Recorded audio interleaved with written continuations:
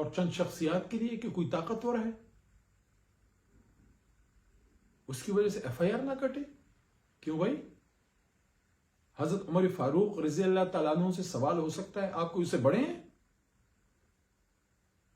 اور جو حضور نبی کریم صلی اللہ علیہ وسلم کو انہوں نے جس کو مانگا اللہ سے اپنے لیے کہ اللہ مجھے اسلام کو طاقت دے، دونوں عمر میں سے ایک دے دے، لیکن اگر عمر بن خطاب دے دیا تو میں تم سے راضی۔ حضور نبی کریم صلی اللہ علیہ وسلم نے مانگا اللہ سے حضرت عمر بن خطاب رضی اللہ فاروق اعظم کو، اور ان سے سوال ہوا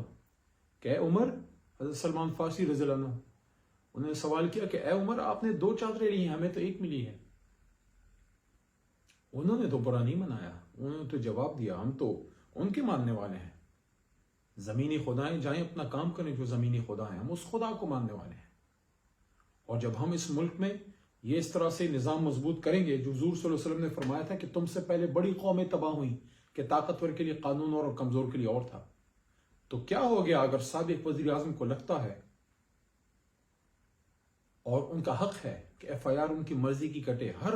مستغیث کا، ہر کمپلینٹ کا حق ہے کہ اس میں انہوں نے کچھ ذمہ دار لوگوں کے نام ڈالے، آئین پاکستان سے بڑے تو نہیں،